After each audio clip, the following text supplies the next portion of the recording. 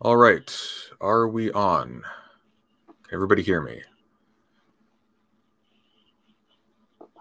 Is it saying we're live? Mm-hmm. Okay, brilliant. All right, so hello everybody, President Sunday here, and today I'm joined by Professor... Oh, here we go. Let's close this off. Okay, brilliant. There we go. Okay, hello everyone, President Sunday here. I am joined by Professor Clifford Bates today to talk about Aristotle and political science. Just by way of a short introduction, Professor Bates is, and please correct me if I get any of this wrong, Professor of American Studies in Poland at the University of Warsaw. He's the author of numerous articles on Aristotle and political science in particular, and 2 books, Aristotle's Best Regime, Kingship, Democracy, and the Rule of Law, and The Importance of the Regime for Political Science, both of which I highly recommend. I've linked to their Amazon pages in the description. I actually discovered Professor Bates through a pair of his articles on the centrality of politeia for Aristotle's politics while I was taking a seminar on the Nicomachean Ethics, and I've cited them in more than 1 term paper. So I have to say, it's a rather surreal honor to have you on, Professor Bates. Thank you for joining me. You're welcome. So just quickly for format, so just how we're going to do this is we're just going to go through some questions that I have pre-prepared here, and then sometime... Before we do that, why don't you also explain the other circumstance by which you contacted me? That'd be funny. Oh dear, do we want to do that? Yeah. So I initially got to talking to Professor Bates in connection with my video critiques of The Academic Agent, and I'm not sure what were we actually talking about then. It was I think I just it's not important. You were just surprised that I was sending super chats right to AA and asking kind of questions and things. And saying nice things sometimes, and you were saying, how can someone like you, like Academic Agent? And I said, no, I don't agree with 97. I mean, I've always found myself thinking he's simply wrong, but that's because he's really an English professor, not a specialist in politics. So or political theory. So he basically says the same thing a lot of shallow readers of political theory say about things. And trust me, the world is filled in academia, and particularly in economics faculties and philosophy faculties, of people who have a very shallow understanding of many of the classic texts of political theory. So I don't hold that against them. I can say, I think you shouldn't, so I mean, I'm not going to say he's someone so great I respect him. That's not the case. I think he's useful because he does introduce people to these ideas, as Sargon does also. But yeah, I would agree with that. Yeah. But at the same time, I would say they should go deeper and better. And I'm actually angry at I will talk about this later, but I'm actually angry a lot of my peers who aren't on Facebook. And they should be. I mean, I'm just lazy. I mean, to be honest, I'm overworked. But I'm also am a tech phobe. I'm actually good in technology, but at the same time, I panic before. Once I'm used to it, I'm good. Yeah. But once it's kind of like, no, I'm afraid. Like I just bought a wand, one of these wands for photocopying. I've had it now for like 5 days. Have I used it yet? No. I want to use it, but I'm a little terrified.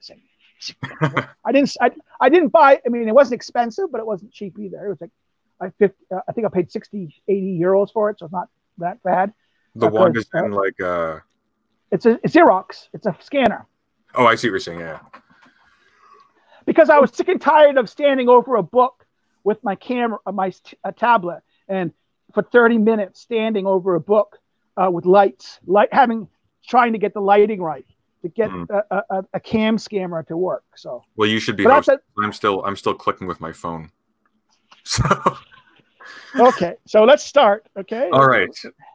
So just for format, so how we're going to do this is we're just going to go through some questions that I have pre-prepared here, and then sometime about midway through, we'll take some audio questions. And amazingly, I see that I actually have an audience today.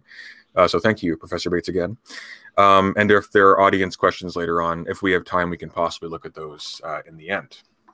So Yeah, so I've mentioned your books, Aristotle's Best Regime and the Importance of the Regime for Political Science, as well as 2 articles on Aristotle's politics. Obviously, Aristotle is a central focus for you in your recent work, definitely. So how did you get interested in Aristotle in particular? Well, that's a funny story, because originally, I mean, I grew up on the right. Okay, I'm a child of military people and World War II vets, and even though I was from Rhode Island, which is a liberal state, we were what we call swamp Yankees, which means people who didn't live in the cities but lived in the rural areas, rural and suburban areas. And I'm from an old family, a very old family there, colonial time. So although my mother's side is a Greek immigrant of the turn of the last century, the previous century, not the you know. Yeah. I grew up in a very, traditional conservative kind of environment, and things like this. I went to ROTC and things like this. I was reading conservative magazines as a teenager, like National Review. Also reading science fiction. I got interest in political theory in college, at both a school in New York and then later at Providence College in Providence. Just out of curiosity, if I could just stop you quickly, what science fiction did you read? That's kind of a thing for me. Jerry Pournelle, Robert Heinlein. Okay. What is it? H.P. Piper. I still love Piper. That one. Philip K. Dick. Oh yeah. If you like Pournelle, you like Piper. Okay. I confess I don't know who Pournelle is either, but I'm going to look. Jerry Pournelle. I mean, Jerry Pournelle is he has a doctor in a doctorate, not engineering, but in physics and computer science and not computer science, but engineering and science technology, and he has a Ph.D. in political science. He was a very important science fiction writer in the 70s and 80s. He used to write the amateur article for Byte magazine. Okay. So he's he died a couple years ago. He wrote a great book called Inferno, where he took he basically did a revision of Dante's Inferno, and it's actually very worth. I think I vaguely know what that is. Yeah. Okay. So Pournelle and that kind of stuff. But then I got in university and I was introduced to a feminist Straussian. First, I had a traditional political theorist where we read Eberstein, which is a kind of Plato to NATO kind of summaries of political thought. Then when I went to Providence, I had an ex-priest who went to Toronto, because he was an ex-priest because he's a former recovering alcoholic. But he was a great philosophy teacher, and I had him for the Republic. A course of the Republic, but also a course on ethics and errors. But in my teenage years, I was a Lockean. Okay, I was a diehard kind of libertarian Lockean. I love Locke. I love Tom Paine, and I like Burke also. I kind of started to like Burke and resent Paine. In my college years, I became more pro Burke and much hostile to Paine. It was in my college years that I ran to Straussian, a woman Straussian who was a feminist and a Democrat, leftist. So this idea that all Straussians are right wingers was just simply just hilarious. I always laughed at it because I knew many of them, and many of them were just so very much traditional Democrats. In fact, that was one of the problems I had with the Straussians I knew, because I was so old right. They didn't trust me. Mort Frisch at Northern Illinois with a doctorate. When I said FDR, I had a joke. In 1933, 3 fascist leaders took power: Stalin, Hitler, and FDR. And he wrote a book defending FDR, and he was kind of offended because he was a big hit. He loved Hamilton, so he kind of gave a defense of FDR, and he was always offended by my hostility of the whole New Deal project, because he was a child of Jewish immigrants, wealthy Jewish immigrants of Chicago, not wealthy but well off. One of his sons, he went to university. He was in World War II. and then he served at the Battle of the Bulge. He was originally an anti-aircraft guy, then converted to infantry. So I mean, he served his country. He then went to university. Then he went to, with the things. He went to go to university. He had Strauss as a teacher. Wrote his dissertation. He left Strauss to make for money. Okay, he went to a different school for more money because Chicago never gave money to people in the 50s, and early 60s. It was Darwinian school. You had to live on nothing. Nothing. That changed in the 80s, but not in the 50s and 60s, it was crazy. But back to the question, how did I get in Aristotle? Yeah. Well, it's because I had the course on Aristotle with both my liberal Straussian teacher and that, but I was still a Hobbesian. I saw myself as a Hobbes-Lockean. I agreed with Strauss that Hobbes and Locke agreed there was no disagreement between this, but I believed that consent by the government, I was truly an American in that I believed in that consent by the governed was the thing. It was in not with the liberal Straussian, but with the recovering priest who, because the liberal Straussian only read 2 or 3 chapters. I mean, 2 little bits of, because we spent more time on the Republic. We had Republic, Apology, Crito, Republic, 3 weeks of Aristotle, and the rest of the time was like 1 week or 2 weeks on St. Thomas Aquinas and Augustine, and then 3 weeks on Machiavelli. Yeah, that sounds like mine. We did 1 month on Republic. We did 1 month on the politics, and then we did the entire St. Augustine's City of God in 2 weeks. Roughly half of volume 2 of the Summa in 2 weeks, and then the Muqaddimah of Ibn Khaldun for like a day, which was ridiculous. So I came to Aristotle at my first grad school at University of Dallas with Professor Leopold de Alvarez. If you don't know Leopold, you should know him. It was an outstanding teacher who didn't write much, but he wrote a translation of The Prince. Okay. Which is a very good translation. It's more literal, and some people will argue there's a new book saying that he's not as literal as he thinks he is. But it's a very awkward read. Mansfield is the famous translator. Chicago, it's more popular. Yeah. But de Alvarez it's Wayland, and then he wrote this book, The Machiavellian Enterprise, which I kind of had a little. De Alvarez won't publish. Okay. This was a manuscript for 10 years that he used to teach from. Yeah. I told my dissertation director about the manuscript, and him also being a former student. My dissertation advisor was a former student of Leopold as an undergrad. Yeah. So at Northern, he then went to visit him, talked to his wife. His wife stole the manuscript. What? And gave it to my teacher.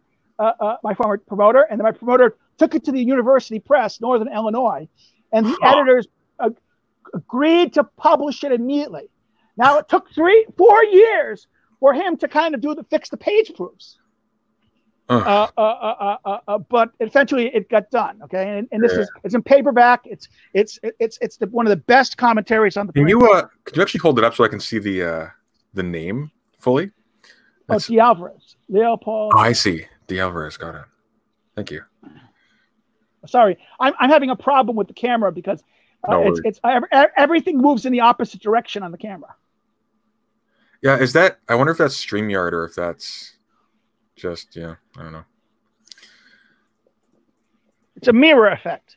Yeah. Well, it's not a mirror effect. It's a reversed. It's not a mirror. It's a reversed.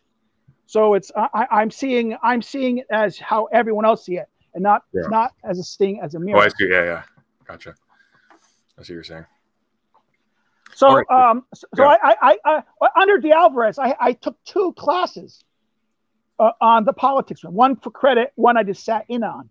Okay. Because it was a mind-blowing experience. The whole semester on the politics. And he would go, and he didn't finish always the thing. I mean, he would try to get the book 7 and 8, but sometimes he would skip because it would just get. He would just go. His style would be have someone read the passage and then go into the analysis of the thing and show the structures of the things and the different different levels of activity in it. And this cured me of my Lockeanism. And because up to this time, I wanted to write a dissertation on Burke. I was all ready to write a dissertation on Burke. I wanted to write. It was a great dissertation idea. I wanted to write about the connection between the Sublime and Beautiful, Burke's philosophic book, and his political thought. And I want to show that there was a connection between the kind of rhetoric and the kind of arguments he uses in Reflection on the French Revolution and other pieces, and his theology of in his theory of aesthetics. I'm having a problem. I don't know what it is. Oh, you all good over there? It's all good. No, my other computer, because I'm not touching it regularly. I see. It timed out, and I said, "Oh no," because I got the questions. I have to kind of refresh my questions. Oh, gotcha. Okay, yeah. So that was the reason why I got into politics. Another reason why I got into politics is because Aristotle's politics, because I was very much interested in biology and the way biological sciences affect human behavior. And so therefore, one was that Aristotle was a counter to the Lockean Hobbesian view of society, one. Two, Aristotle's approach to politics was very biological. And therefore, I wouldn't have to, I could be studying something very philosophical, but at the same time, can bring in biological evidence and biological approaches, and it wouldn't be alien. So that's why I studied the politics, and why I studied this question, because the first book question, because it was an amazing question about book 3. It was why was book 3 the way it was? Why did the structure of the book come up with two particular peaks of arguments that looks incomplete, but if you look at it more closely and watch the interplay between the two peaks, right, you'd come to understand the arguments that's being made. In other words, the argument is not spelled out like modern writers will do it. What happens is you have to look at the arguments and think, then work with the arguments in your mind and interact with them. And then what happens is you basically start a dialogue with the author. You actually get into a dialogue with Aristotle in a sense, not in a literal sense, but in a kind of figurative sense. Sure. And then once you follow the structure of what he's done, you're led to some conclusions, and that's how the first book came about. So for those who aren't familiar with the politics, can you sort of explain what is different about book 3 in particular? Like, why are we isolating that one out? It's the center. It's the center of the structure of the book. I argue, even though there's supposed to be 8 books, and there's one of the big problems in the scholarship is what is the correct ordering of book 4, 5, and 6, and 7 and 8 are doing 2 different things. 4, 5, and 6 are very practical books that deals with practical, real regimes, and 7 and 8 are kind of what is the best city? A city in prayer, the city we would pray for, and kind of like a Plato light. Okay, Plato's a public light. So therefore, some people argue that the end of book 3 leads on to book 7 and 8. So therefore, the structure should be 7 and 8 should follow book 3. But then other scholars argue that no, that 4, 5, and 6 should follow it, because it's misleading to say that only 7 would be the thing. It could also likely be the point of 8.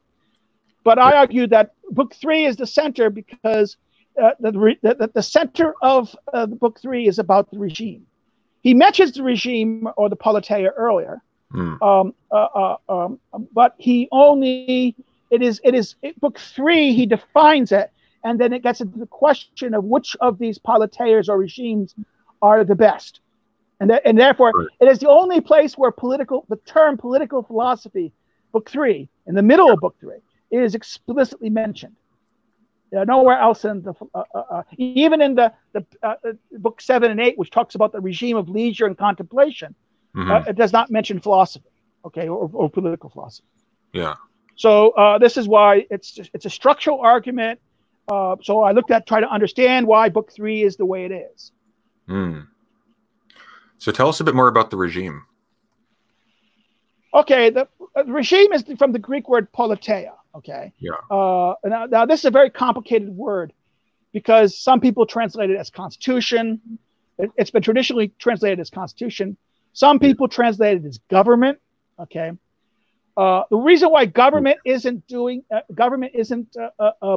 correct as perfect, because a politeia is more than the institutional government. It is the way of life or the kind of worldview that that defines the ruling the given political community. In other words, the regime is what gives form and shape and direction to the matter of the political community. The political community is like the people in it, and the people like that. The people in it they're important, but the structure that institutions take, the structure of which part of the community is the ruling part. All these go together. What way of life is the predominant or authoritative, the one that has authority on it, and therefore that shapes the regime, and therefore of this is the politeia. Some people don't like the word regime because they say regime is said to be authoritarian. Something authoritarian has authoritarian ring to it. But Constitution has a problem because of the written in the older language before the rise of America with its written Constitution. Today, constitutions are understood as basically only legal instruments. In older English usage, the Constitution meant your state or character, or like how was there's a saying, someone would go on their morning constitutional. That meant they weren't fighting for their rights; they were going out for a walk. Okay, because why? Because it was making them healthy. Right. It was giving it was giving their body an order. Okay, taxes that allowed them to live their lives. So therefore, but that is lost because of the legalism of the term today. So therefore, constitution is not a good word, even though some people government is some way good, but some way it's insufficient. Regime, I think it's the French word, and because it works better, but it's authoritarian. That's why some people like the word political system. Well, I mean, even in common use, like people will say they haven't exercised regimes. There seems to be some contiguity there with that use. Oh yeah, because the word regime is widely used regarding a structure or pattern as well. Yeah. So that's what the regime is. It's the form. It's the form. It's the form of the eidos, the structure of. Remember Aristotle's 4 causes, right? The form of the thing. Yeah. And the thing is the political community. So just to make sure I understand you correctly, so one of the problems that I'm seeing from this is if we use the word government instead, is because that's invoking a structure in itself. That's necessarily invoking a separate kind of regime. Well, no. The government is part of the regime, but the problem is that the say government, you're then only focusing on the institutional arrangements, not on the values and the preferences. In other words, the regime also includes the way of life, the preferred way of life. I see. Every regime has in it a choice of preferencing one type of life or way of life over another. So oligarchies privilege wealth making and forms of wealth making and the wealthy. Democracies tend to favor equality, but they also favor the poor. In other words, the multitude. It gives more weight to the multitude than to the elites or the wealthy. The aristocratic regimes tend to be, in practice, they are nothing more than oligarchies who, instead of praising wealth, praise education or military virtue or something like that. Then tyrannies are simply just, the guy with the gun ruining things. In fact, that Aristotle makes a big point about in book 4, chapters 4 through 6, that there's sub variations in regimes. That there's going to be different. There's not only distinctive regimes. There's also going to be variations within a regime of different varieties of democracy, varieties of aristocracy, varieties of oligarchy, and he makes a point that the ultimate extreme of democracy and the extreme of oligarchy is similar in character to tyranny. So therefore, and the best element of democracy and the best element of oligarchy, but democracy more than oligarchy, is more perfect a regime, and therefore closer to aristocracy, a form of aristocracy. So, no, a tyrant obviously rules by force. He has the gun, but I mean, to a certain extent, some Greek tyrants were ruled consensually, because tyranny usually meant this illegitimate rule that you didn't have the right to be the ruler. So in other words, they broke the law, and that there's no law anymore. Tyrants only rule by their own decree. They overrule the legal structures. So what distinguishes a tyrant from a founder? That's a big question itself. Plato would argue nothing. Plato and his laws argue nothing. Plato says, "Give me a young tyrant," right? In Plato's laws. But in Aristotle, it's more problematic. He says, beginning of book 4, he says, well, it's very important. He said in book 1, chapter 1, it's a very good thing that the person who creates the city, this person gave us the great benefactor. So founders of cities are great benefactors. But maintaining a city, keeping a city alive, is more difficult and requires more skill than founding. So, in that sense, founding can be done by people who are imperfect, but then they have to leave. They stay and they come up. What ends up happening is that they end up corrupting the city. That's why Solon had to leave. But then what happened was, once he left, the oligarchs took over, and then that led to the tyranny, right? And then comes the Themistocles, and I can't say the other guy's name, the Democratic founder, Cleinices, I can't say it. Oh, Cleisthenes. Cleisthenes, yes. Yeah. Cleisthenes establishes democracy again, and then and with that new democracy, much more open to the workers.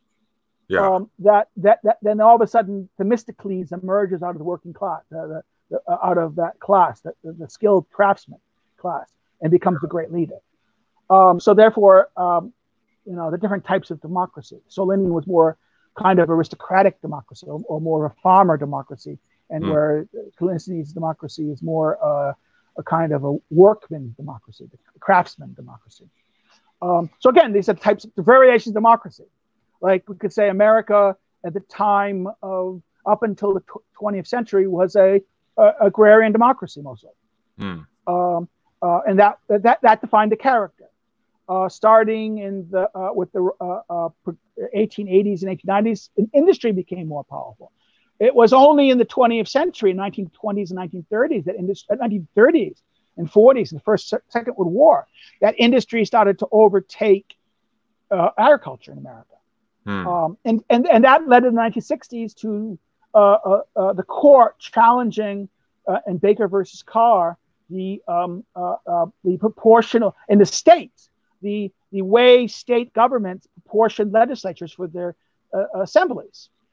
Because rural area, the founding fathers even agreed with Aristotle in Book 6, saying that if you don't, urban Democrats, the urban poor is worse than the rural poor. Rural poor is self-sufficient, urban poor isn't. And the urban poor is rapacious. So therefore... Do you mind if I disappear for just 1 second? I'm just going to... Okay, no problem. Thank you. Well, that's why I can finish that point. The urban poor is simply rapacious. And because of that, it leads democracy to extremes, to the worst forms of democracy.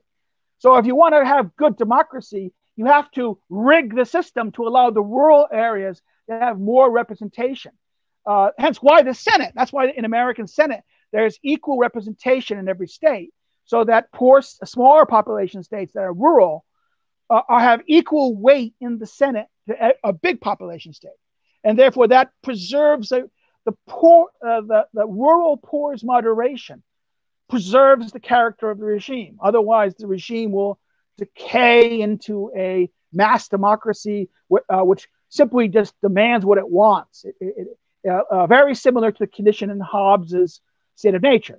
In the Hobbes's state of nature, you have every man has the right to whatever they want, and that leads to the war of all against all. And this leads to complete horror that everyone wants to. And Hobbes, this leads to this warfare and conflict that it's so bad that humans want to escape from it, flee. They want peace, so therefore they're willing to give up their liberty, they give up the right to whatever they want to do this. So therefore, even though Aristotle and Hobbes are completely different in many ways, what Hobbes sees as his fear, the state of nature, is the consequence of a radical democracy. When democracy gets to the point where the law doesn't matter anymore and the people can have whatever they want, and they're the rulers. This leads to a situation, and particularly when the urban poor. Aristotle makes this big point about the urban poor, rural poor, because there's something bad. The poor have a problem. That is their lack of resources. In fact, the word poor is a kind of alpha privative of the word resources, lacking resources. Really? A prior means resources or goods or means, the means of living your life, to survive. Yeah. Okay. And therefore the poor are porios, into the noun form. That means without resources. And the rich, EU means well. They're exceedingly well possessed of resources. Yeah. And he says that the poor are because they lack and they have nothing, they're more passive and slavish. And the rich, because they have everything, they tend to command and demand. And therefore, a society needs a mean between these two extremes, because a society where everyone is rich and commanding is a very not pleasant place, and a place where everyone is poor is one is going to be envious and wishing to take away from those who have, and will be rapacious when they have power. So therefore, the Aristotelian argument is that you want the many or the multitude not to be poor, but you want them to have the means to have enough to survive. And therefore the rural poor, because they have the access to the means of feeding themselves, are capable of having resources that the urban poor don't have and only rely on their physical labor and an economy. So trust me, in this virus problem, and if let's say it lasts for a long time and the supply chain things, rural America and rural Canada is going to go on normal. The big cities, it's going to be Omega Man, or they'll start eating each other. They'll start killing each other, because why? They can't feed themselves. They can't supply themselves. They don't have the means. Even the wealthy will sooner or later their money won't be enough, because they won't be able to buy things. People just simply come there, and if they don't have the means to convince people with guns to protect them, then they will be the first. And the worst thing that's going to happen is people with guns will take the stuff from them. So that's why it's like that. So let's go back to the question. We answered, I think we answered up to kind of up to 4 now. Yeah. So, right. Okay. So, going on to the actual discipline of political science today, we don't, specifically American political science, you never hear talk of the regime. It certainly doesn't center the regime as some kind of orienting principle for what we're studying. Can you speak to that a little bit? Well, it depends on if you study domestic politics, or Canadian politics or American politics, you're right. But if you're studying foreign policy and international relations, regimes are very big because if you want to the regime is okay. You have to understand what the character of the regime is. The regime is not a state. The political community of old, either the polis or civitas, was a discrete unit of parts, autonomous parts. And the political community is not a unitary entity. Rather, it's a collection of discrete parts where one or two parts claim to rule on behalf of the whole. And usually if the other parts consent to it or agree to it or don't fight about it, it works. But sometimes they don't like it, and the ruling part is simply stronger. It has usually the ruling part usually has the part that has the arms, okay, the means to protect particularly the armed element supports them. And when a regime that lacks the armed element won't last long. Yeah. Therefore, the dominant part will control it. Therefore, change always occurs when there's some imbalance or breakdown in the system of support. Okay, where modern state theory rests on this concept of collective will, because it comes from Locke and Hobbes, that the political body is created by all the constituted members who consent to create society and political society. In fact, that's the big problem in modern political thought, is the problem of what is society to the relationship of the state. Because for early modern thinkers, state and society are synonymous concepts occurring at the same time. Yeah. So therefore, and that leads to lots of problems in political thought that are still plaguing much of modern political science. Some of the solutions were to divide the state and society separate entities, like Rousseau and Montesquieu and Tocqueville, but that then creates even more problems, because as the state gets more powerful, it seeks to control this. And the purpose of the situation was to avoid the Middle Ages.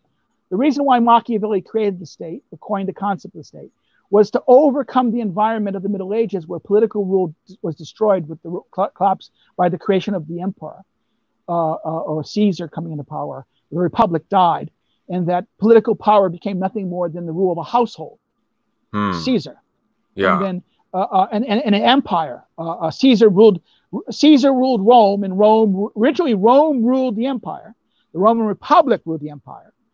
Yeah. But that once Caesar used his power in the empire to seize Rome, Rome ceased being a republic and just became whoever governed the household of Caesar controlled Rome. Okay, but they also had to control the army. So therefore therefore that became the problem. Therefore, when the empire broke down, and the Middle Ages emerged, there was no one seat of power anymore. There was no one seat of authority or power. There were multiple. There was the church, the state. There was cities. There were cities and like the Danish cities and like Gdansk and the Hanseatic cities. There were cities like in Venice and Florence that were still kind of surviving in the Middle Ages. There were tribes, tribal leaders. There was households became. What do you think baronial estates are nothing more, baronial or aristocratic estates are nothing more than a form of the Greek oikos, a household. So therefore, the household took on a very political rule. So didn't parental rule because of the connection of it.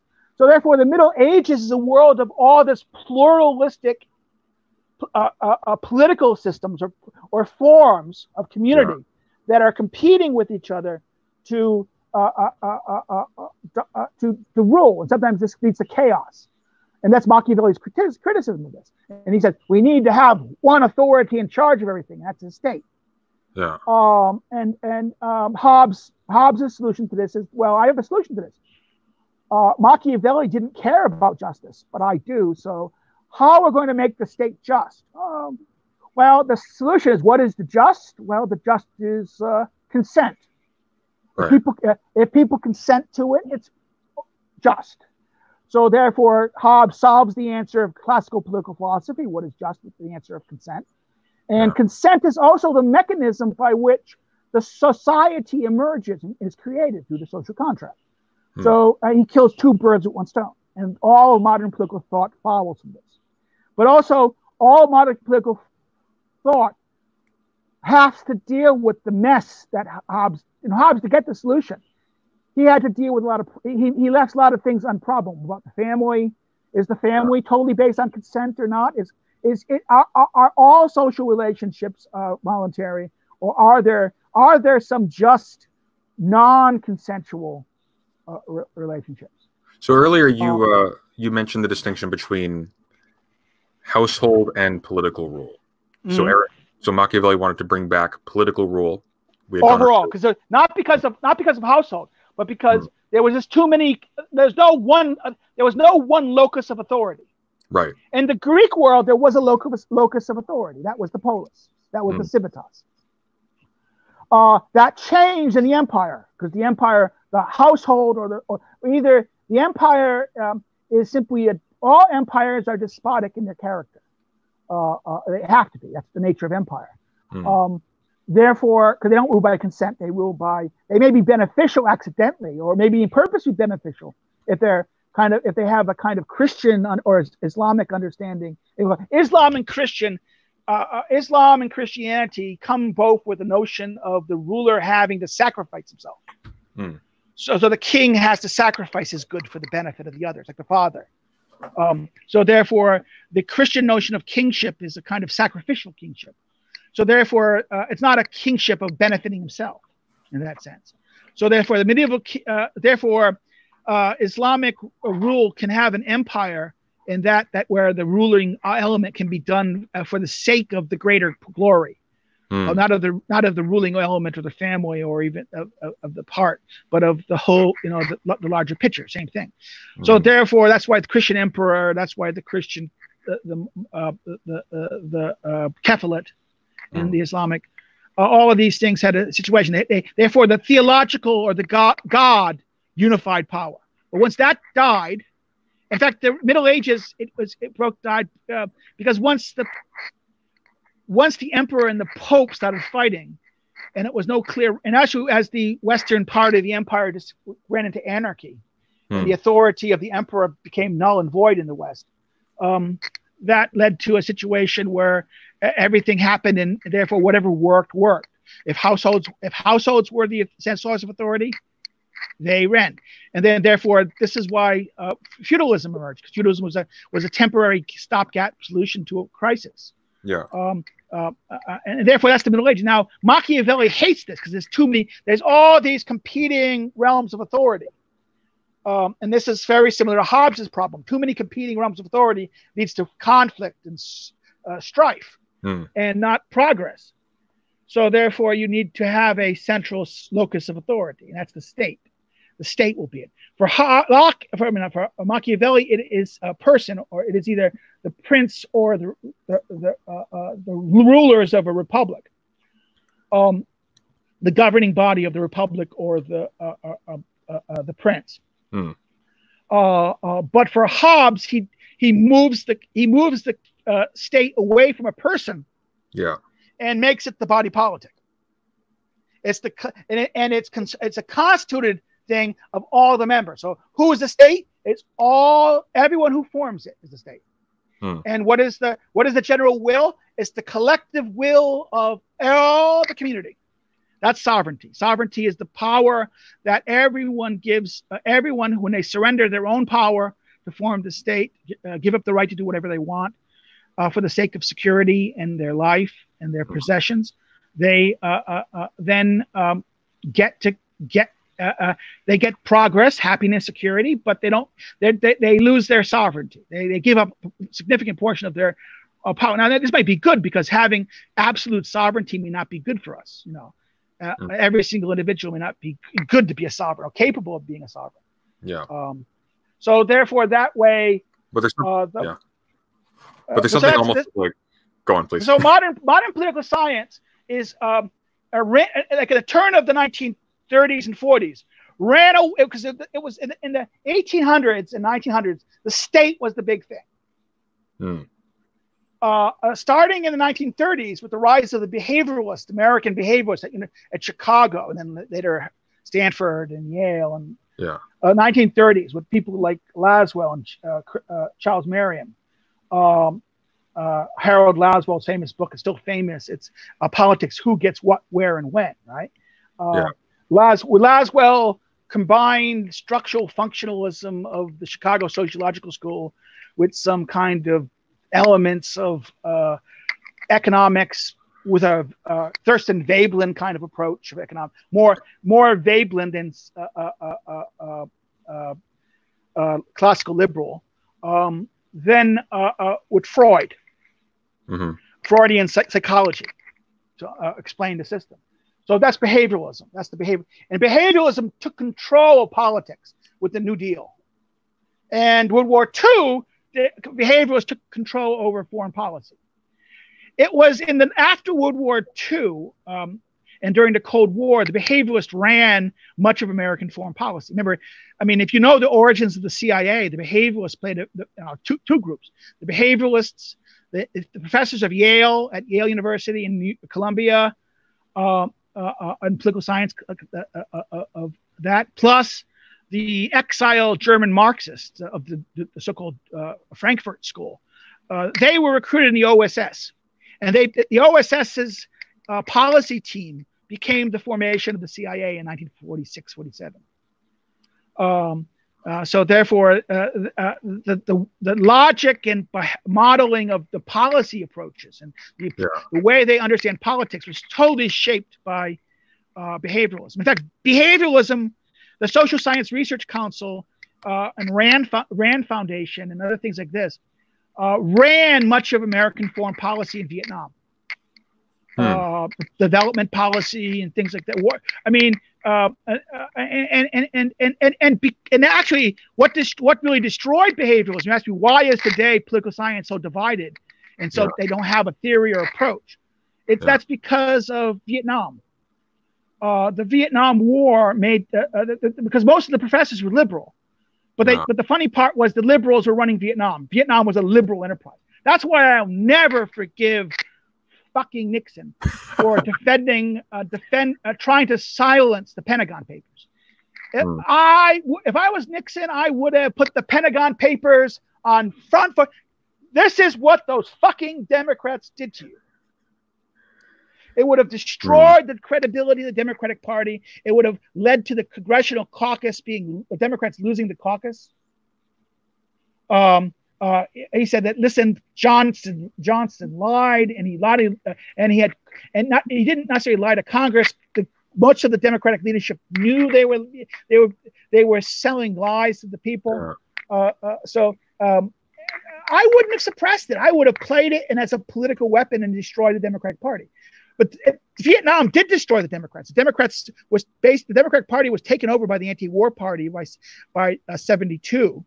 That's why we had that, and then therefore that's the real reason. So and actually because of the professor, was so democratic, the younger professors waged war in other words, the younger professors became more radical, and they attacked the more liberal the higher ups, and that's why many of those higher up liberals became so-called in the 80s neocons, because they were anti-communist still. Because remember, anti-communism was much a liberal phenomena as it was a right-wing phenomenon. Yeah. So do you want to take some? We answered a lot of it's up to 6. So I want to do your questions, I think.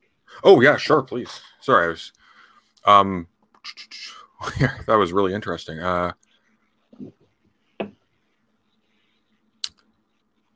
Question 6 you want to do? Sure. So let's do audience. We kind of did 6. Oh, I see. Gotcha. Okay. Sure. So what have we got here? Scroll up.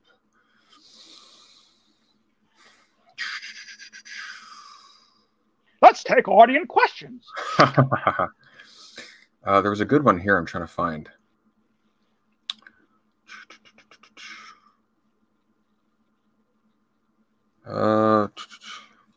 Here we go. How would you rate the Machiavellians? Oh, Burnham's book is fantastic. Yeah. It was his first really move. James Burnham was a very interesting fellow. He was a philosopher at, I think, Columbia University at the time, a young philosopher. And he was very connected to radical socialist parties. In fact, he was basically on the phone all the time to Trotsky. Yeah. Now, some people say, well, he was the original neocon. Well, not really, because he wasn't Jewish. He was an intellectual. But he was, his criticism was, he thought the problem of capital, he always thought the problem of capitalism, and this is seen in his 1941 book, The Managerial Revolution, that Marx got it wrong.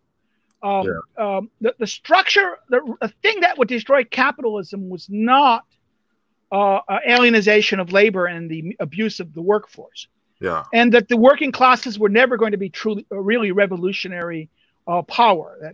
This was nonsense. That's why you always had to come up with dictatorship of the proletariat and the vanguard character of the party and Leninist thought. Okay, you needed Leninist thought because remember Marx's structure. The best person who kind of gets Marx right is Alexander Kojève, who argues that communism will emerge out of capitalism working.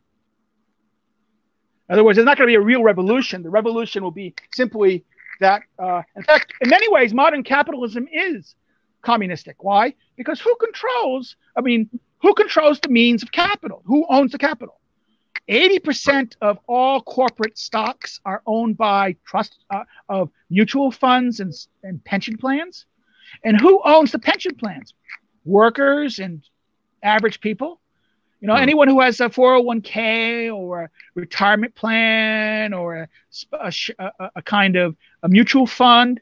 So who controls capital now? It's not the capital, not the capitalist class, not the people, not the entrepreneurs, and not the owners of the owners of the stock.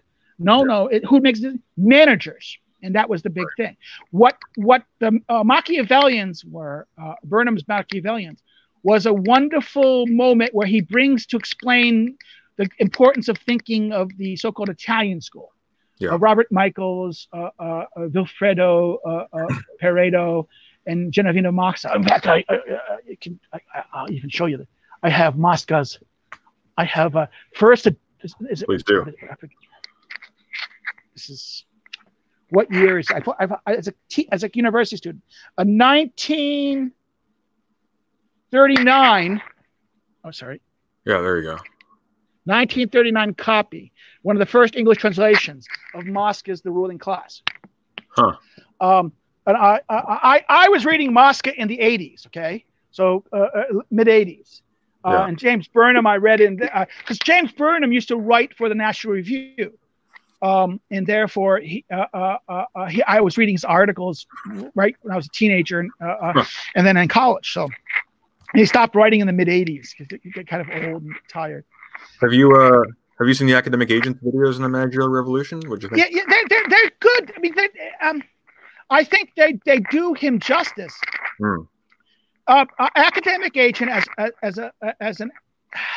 he's good at explaining the work of others. Well, he doesn't really add anything original in his. I'm waiting to review the book. I'm waiting to review the book. I'm desperate to read. I got the book. The people at Vogelenview agreed to let.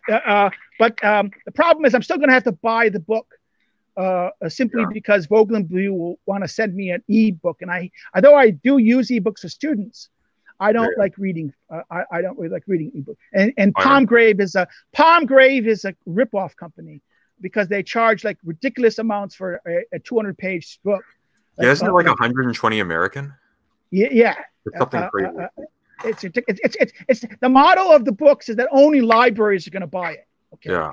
And honestly, I don't think Academic Agent thought this out because I think he if it was a cheaper book, he could sell a lot, and it would actually be more popular of a book. And I'm going to make that point. I'm going to say this. I'm going to out him in the review, not because I hate him, but I think it's because I think it's time that he came out. Because it's not good for a person to hide behind. Okay, yes, a Medicare or someone like that who's just a kind of a person who's not trying to be a really influence. He influences people, but doesn't really want to. Okay, he has no intention to change people. But once you really try to define opinion and try to lead people, then maybe people should know who you are. Particularly in the are you really? I mean. I agree with Ryan Falk that argues that, trust me, most PhDs are not the people who write them, and what things they say is not no better than toilet paper and mostly crap anyways. What's in them is crap, and will never see the light of day. Only 10% of dissertations get published in America. Now in Europe, more do. Europe almost 70% does. Because the publishing criteria in the European system is much more liberal. Every school has its own house publishing, and everyone publishes. This is not the way Anglo-American. The rule in America only it was strict peer review. Now the problem is globalization is bringing the bad habits of the European academics to the world. The Europeans shaped the Asian and Africans. And therefore, it's crap scholarship, crap, no control. Everything gets, publishing in India. My God, anything can get published in India. And remember, the big global publishing firms started mostly in India. Yeah, really. When Bloomsbury bought a publishing house in India, it became Indian Bloomsbury. And then what's globalism, and therefore they moved. And what happened was in the 1990s, most of the big firms moved their publishing to India or in Asia because it was cheaper. And technology allowed the easy distribution of text, digital texting, right? You could design the text. You can the local editors can still do it near the professors, right? I'm sorry, this hand.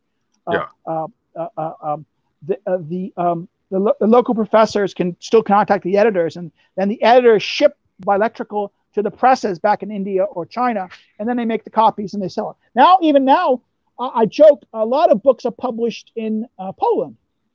They get to me. I order a book in the United States and I order from Amazon, and who's the pub? Cambridge University books are published on. Some books are published on demand. And they're a little pricey because of that. And because of that, Amazon makes an arrangement with publishers in like Poland and Czech Republic and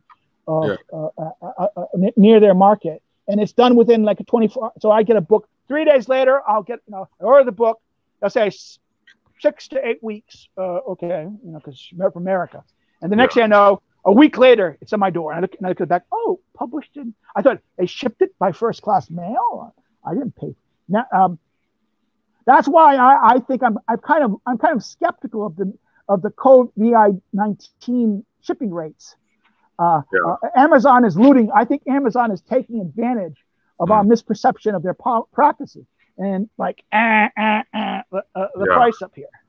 Or at the same time, it's because of medical services and things like that. Shipping firms are prioritizing medical stuff and not. Oh God, I'm going on to an EBL stream to talk about Zizek's the Sublime Object of Ideology, and I can't get my copy for like a month, judging from how Prime's been the last little while. So, any questions from the audience? More? Yeah, let's look.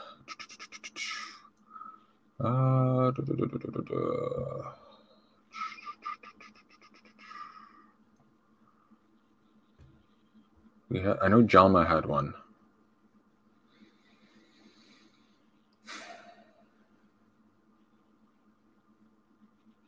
Dead air is not good. No, it is not. Yeah, I'm just reading through the chats here. Keith Woods asks, what does Dr. Bates think about efforts to recover natural law by people like Finis? Finis is I don't like Finis because I think he's sloppy. He ultimately combines natural rights with natural law. And in many, I call this there's a big cult in the American right around certain West Coast Straussians for they want to rescue Hobbes and Locke through Aristotle. So they create Lockistotle. I call it Peter Lawler, late Peter Lawler, from postmodern conservatism, and he was a very good friend of mine. He was older than me, but he died a couple of years ago, very early. In fact, it's a shame because he just took editorship of Modern Age and would have really been a great editor of Modern Age. But Peter coined the term Lockistotle, and I run with it because I this idea that if Aristotle was alive at the time of Locke was, he would basically be writing like Locke. Please. And Finnis is similar to this. Finnis is, and that's like Robbie George is kind of that school also. This kind of analytic, this idea of analytic philosophy, which is kind of too logical, and it privileges kind of this kind of rationality and logic over kind of the fact that political life is messy. And it overstates. It assumes that the Greeks and the Romans actually gave answers. When if you look at the Greek and Roman philosophers, often the answers they gave kind of point to more questions and not as definitive answers. Yeah. Where the Christians had answers, okay, and the moderns had answers. Remember, modernity is a form of Nietzsche is right. Modernity is nothing more than a form of secularized Christianity. Yeah, I'd agree.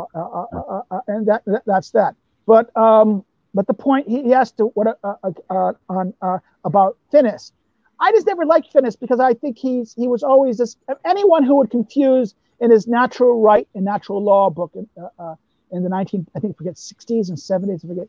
I remember reading it and saying, no, read Strauss. Actually, there's a very good by a Catholic thinker called Roman. It was called Natural. The German title is The Eternal Recurrence of Natural Right. The English translation is Natural Law. It's available at Liberty Fund. Yeah, he was a Catholic lawyer in the 1930s who had to flee Hitler. Apparently, if I remember, it's another one or two of these conservative Catholics had a run in with Schmidt because they were part of the Central Party, and they felt Schmidt betrayed Catholic principles by attacking the Central Party. This is before even Schmidt became a Nazi. Apparently, one of them, the guy who ran, the editor who set up the magazine Review of Politics at Notre Dame, he literally threw Schmidt down a flight of stairs. What? In Berlin. Like physically threw him down a flight of stairs. Yeah, that's the story. And he became a hero among the Catholic right because of that. That's insane. Because the Catholic right was anti-Nazi. And it was the Catholic right led the kind of idea of human rights. It was people like Maritain and Yves Simon, these French existentialist quasi-Thomists, were a principle of shaping the so-called Universal Convention of Human Rights with Eleanor Roosevelt. So therefore, this Catholic natural law theory has a lot to answer for. The Catholics in America were the principal agents demanding that school prayer stop in the 1950s, because school prayer in America before the 1950s was Protestant. Okay, remember the riots in Baltimore in the 1840s, 1848, 46, 47. There's Baltimore riots that were so bad. The Catholic riots were so bad that the compromise was to allow the Catholics to go to parochial schools. Yeah. So that's why from the 1830s up until the 1960s, America had two scopes of education. Public schools where the blacks and the Protestants would go, and a Catholic parochial system in Catholic universities that where Catholics would go. And only with the rise of Kennedy, and after the 60s, when that system broke down, all of a sudden, I went to a Catholic. My father was alive. He would never have wanted me to go to Providence. He would have insisted I go to Brown or other things. And where in the sense that this is Protestant. You're not supposed to go to Catholic school. I went to Providence not because I like Catholics. It's just I hated communists, and Brown was basically filled with communists, commie pinkle scum, and it was just this was the about the time it was the I think it was Amy Carter was going to Brown. No, she didn't go to Brown. She went to Brown afterwards, but so didn't John Jr. went to Brown. Okay. JFK Jr. went to no. He didn't go to, I mean, one of the Kennedys went to Brown. Two of Kennedys went to Brown. I remember that. I think it was John Jr. went to Brown. He might have went to Harvard. I remember a Kennedy was going there, and I said, "Who?" I got admitted. I went to the summer the summer prep thing. Yeah. I was just so disgusted with the unisex bathrooms and showers. I just said. I just went to Providence and I took my application package from Brown and just went there after the courses and I got accepted. So I went to Brown. I went to Providence because I went to school in New York for about a year and a half, and I was thinking about going to IBM recruited me. I was sent to a school. It was a Catholic school. I was surprised by it. It didn't sound like it, but it was a number one. The school advertised it was a recruiter for IBM and the CIA, and that was the thing. Oh, cool! That'd be kind of cool. In fact, the RA was a former CIA guy. Yeah. They were liberal. I was surprised by that. It was the shock of my life was meeting all the CIA guys who were so far leftist. I was like, dang. Wow. That kind of cured me of thinking the CIA was anything but a bunch of leftists. And as one of the heroes in my intellectual career, Wilmore Kendall, Buckley's teacher at Buckley's teacher at Yale. Yeah. He was in the OSS. He wrote all the books of Latin America. That stayed and the case books on Latin America his books lasted were written in 1930s and not 1940s, sorry, 47, 48. They lasted into the 1960s and 70s. That's how good they were. But Kendall had a line about the CIA. You'd always know a CIA operation. Why? Because everyone but the target died. Huh. The record of the CIA was of incompetence and fucking up beyond all belief. In fact, that's the history of Americans. Americans do intelligence badly. We're horrible at intelligence. I like that quote. The only thing we do good in intelligence was signal intelligence, but we stole that from the British and the Poles. The British stole it from the Poles, and the Americans stole it from the British, and then we ran with it. Getting access to the Ultra Code was one of the principal things of America giving aid in 1940 to the British. And then once we had access to Ultra and the Enigma system, we were able to break code like anything. And America was always good at signal intelligence and satellite intelligence. But normal human intelligence, operations, stuff like that, Americans suck. So no more questions? Yeah, we do actually. There's an interesting one here actually. I hope I get this right from Jama Bayorn. So here we go. So if you take a Machiavellian reading of sovereignty, in theory the sovereign could be imposed on a society externally. This is what happens in the instance of war. If the cultural interior of one group is radically different than the conquering group, the sovereign has to legitimate themselves. How does this fit into the current discussion? How can a sovereign come from without and adapt to gain power within? The problem is, the modern world post Machiavelli argues that's impossible because it's consent solves two problems. It solves the legitimacy crisis because what is legitimacy is the question of justice, right? Yeah. If justice equals consent, therefore, what is legitimate is the things that we consent to. Right. And it also solves the origin question of political authority. That is, the source of authority comes from the people's consent, the creation of sovereignty.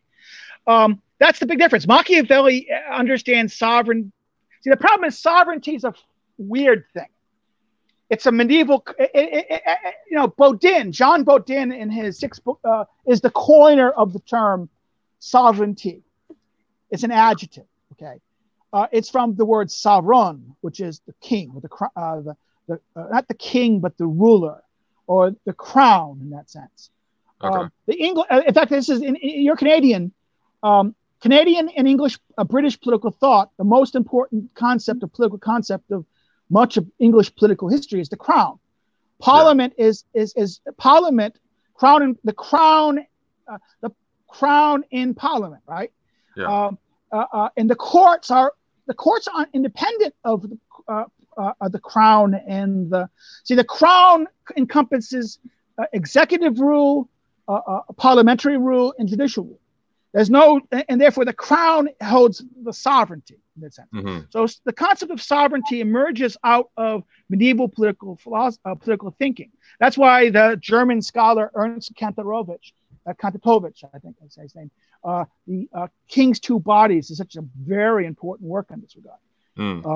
Kantorowicz talks about the role of the king, and that's why Shakespeare's watch the Hollow Crown series to understand the medieval kingship and the tension between the death of Richard II is a transition from this medieval kind of rule and the beginning of modern rule.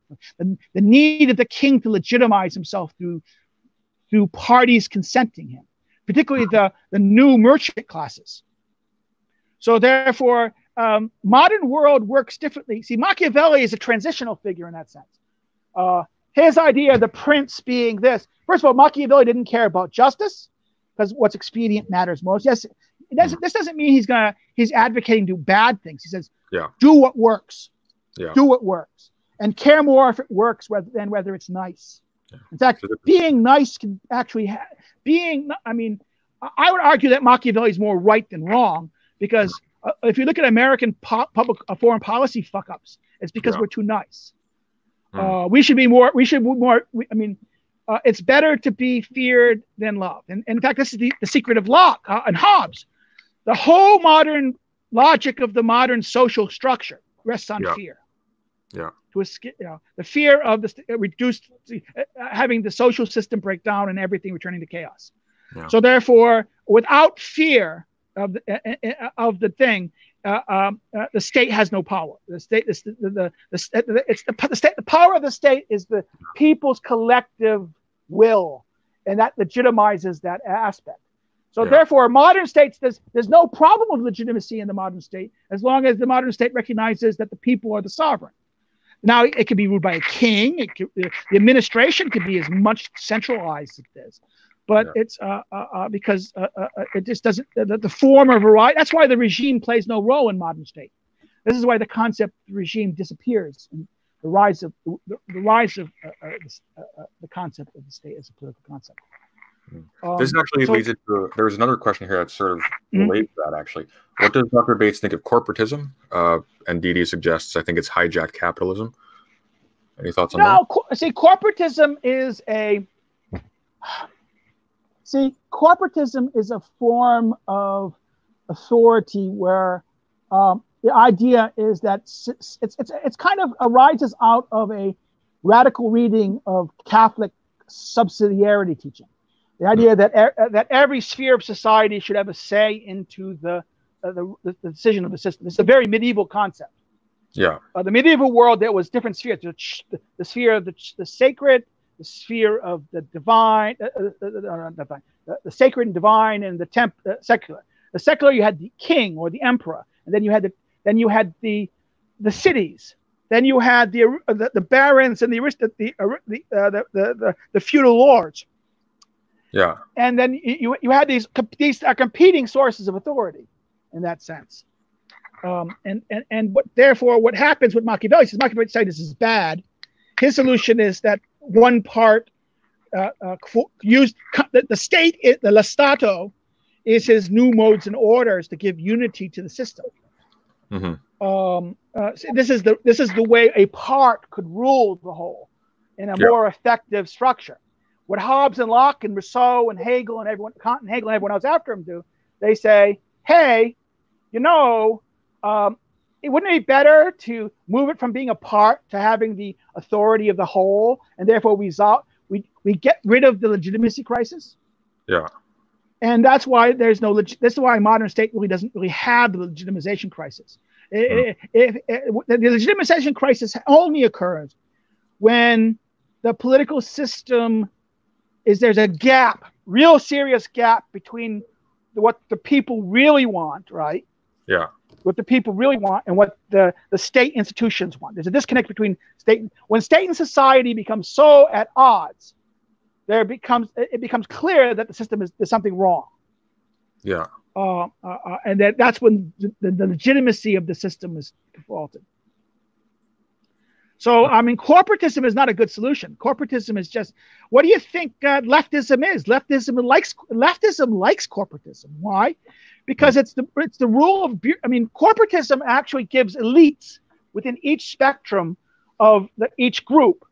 In fact, this is Robert Michaels in his book Political Parties explain that this idea that worker unions, worker parties, socialist working parties, and parties of the industrialists were going to, the leadership of them were going to be different. No, they go to school together.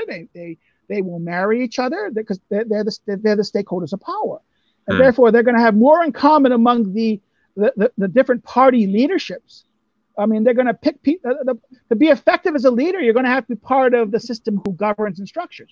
So corporatism would only make the managerial problem worse, not better. It would really fundamentally institutionalize it, and actually would destroy people's power in the sense that the people could not make the same claim that we are the sovereign. We are truly the sovereign in the modern state. Now, the modern state is the people who have the ultimate authority. And if the people get consciousness and revolt against that, they will scare that part. That's the whole point about it. This is why Burnham was he was sympathetic to what Trotsky was up to against Stalin and Lenin, but he understood that Trotsky was just as authoritarian and just as a thug as the rest. That's why he kind of distanced himself from them. And then when Trotsky wouldn't condemn Stalin and hit for that, he kind of really distanced himself totally. Even if Stalin had Trotsky killed, Trotsky never came out and condemned the Soviet Union for the Hitler-Stalin pact, 38, 39, or the Finnish War. Okay, so therefore that's the. Is that loyalty or fear? No, I think he believed in this. He still believed in he just thought he agreed Lenin was the right guy, but Stalin was a deviation from Lenin.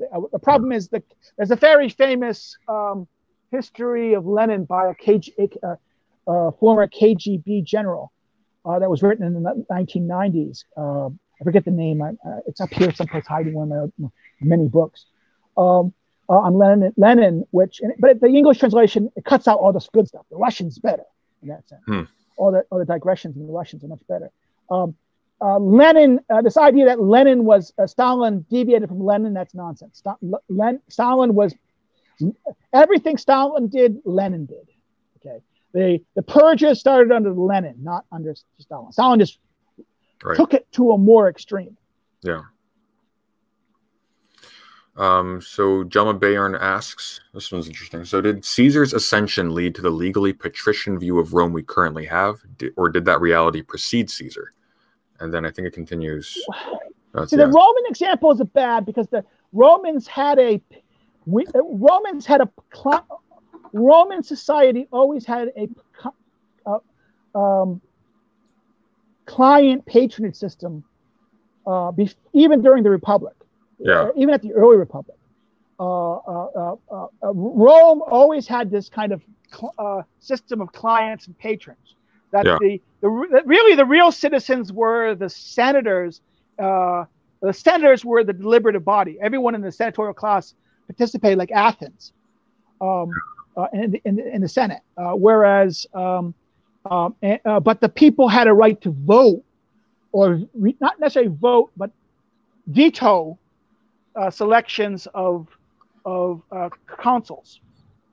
And what happened was when the tribune, what happened was when the fight between the cities, they created the tribunes as the people's representatives, and the number of tributes would change over time. We have to remember Caesar was not a council. Yeah, he was a consul at some time, but he was also, he came into power from the tribunate power.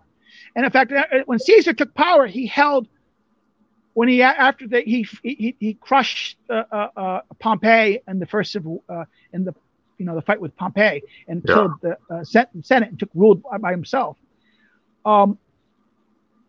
Caesar took all the consulships. He ruled as dictator, which was dictators were temporary, but he kept it permanent. And he took all the consulships and all the tribunates. So he was the only. Caesar was divine in the sense that because the tribunate was divine.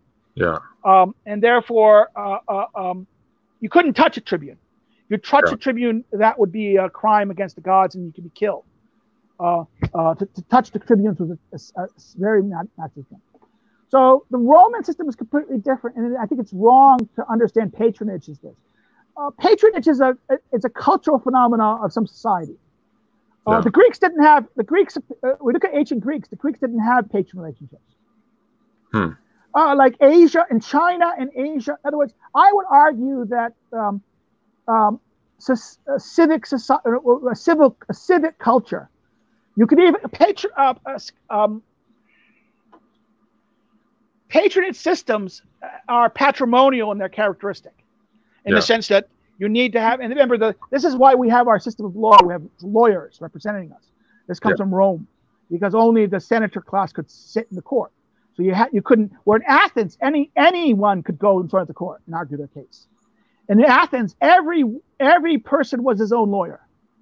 The idea that you would have to have a professional person be a lawyer, that's Rome. Okay, we get that from Rome, not from Greece. Greek law was much more radically democratic, much more. Greece was much more participatory because of the size of political life was limited to the polis. Yeah. Whereas Rome, as it grew more and more, political rule went beyond the communitas. It emerged onto the level of the social relations with the other cities and other tribes of Rome. Off the top of your head, do you know what the difference in scale was in terms of how many people we're talking here? Oh, Greece, Athens at most would have only 20,000 people would be citizens at the most in a city of maybe 80, 90,000 with more slaves. A dozen, another group, another 34,000 people, probably 30 to 40,000 people as people who were considered slaves, who had no property, had nothing, and sold themselves to survive. Sold themselves as a means of survival, and therefore they would work on the farms of the small farmers, or they would as just small poor farmers. Both in Greece and Rome. Remember that's the model of the ancient world, with small farms. The success of the Republic's success in defeating Carthage and Greece led to the creation of super farms, plantations, or these big super farms, which destroyed agriculture and destroyed civic life. I mean, you can say the Republic fell when that the poor could no longer live as farmers. They had to go to the cities because the farms were all bought up by the rich and used slaves to farm them. Whereas the small farmers couldn't compete, and therefore they had to go off either in the military or they would go into the city to sell their labor or their body as a laborer to the highest bidder. It's getting pretty late for you. Shall we take one more question? No, we can go on. I'm not problem. It's not really late. It's only. Oh, okay. Good. It's good only 8. I can go another half hour. Oh, brilliant. Okay, perfect. Then we're good. I just see one more here that we didn't touch on, and I have a feeling what your answer is going to be. Does Bates believe that virtue has any place in politics? It depends. Yes, I mean, virtue means doing the right thing. Actually, I see. I understand virtue not in a Roman way, but more in a Greek way.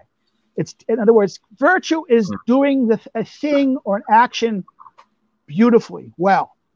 I'm old, so Michael Jordan, when Michael Jordan was at his prime as a basketball star, yeah, when he was playing his game at his best, that is virtue. When a person is doing virtue or excellence, arete, is the doing of a thing, doing it well, doing it perfectly, with the right direction. There's many virtues. The virtues are variety. So what do you mean by politics requires virtue? Politics requires judgment. Yes, right, good prudence and good judgment is a virtue. It's a virtue of the mind. And yes, that's important. But Aristotle even makes an argument that, listen, the many, as long as they're not slavish, as long as they're not slavish, deliberate collectively better and make better decisions than the few wise or even the one wise. Yeah. So in fact, Aristotle predates the so-called wisdom of the many, or the wisdom of the multitude argument. The wisdom of the that famous book, the wisdom of mobs, right? Wisdom of the thing. That New York Times author Solosky or something. In 2004 or something like that. The argument of these markets. That what is the market really? See, this is what people don't understand what the free market is. The free market is nothing more than, that's why I get upset with libertarians. They cultivate it. The market is nothing more than an aggregation of all the simple exchanges. In fact, there's a line. There's no such thing as the economy. What is the economy? The economy is nothing more than the aggregations of all the thousands and millions of exchanges, either exchange for services, exchange for goods, exchange for labor. And business is nothing more than a series of, also a business is a firm doing some goal, but the economics of it is what all the integrated exchanges on it. And the difference between, and this is where I argue with libertarians don't realize that politics, even the Lockean kind of consensual politics that Locke and Hobbes wants to do, this idea we can have this, because that's why the leftists rightly argue and say that the liberals, like Hobbes and Locke, because Hobbes is a liberal, and father of liberals in a sense, that they reduce politics to economics. That's correct. But the problem is they don't understand the math. An economic trade is easy because it's what? Two-party trade. Two parties, buyer, seller. Therefore, a Pareto optimality is easy to get to a win-win situation. Very easy to get. As the number of n, this is a problem. If you want to know some math, some probability, once to get a decision, it's not just between two parties, but between 50 parties. You know how difficult it is to get all 50 people to kind of, even a majority to win. The greater the n, the lower the probability of a Pareto optimality majority point. So a Pareto point is the peak of utility, that all the parties are getting their peak ability of utility.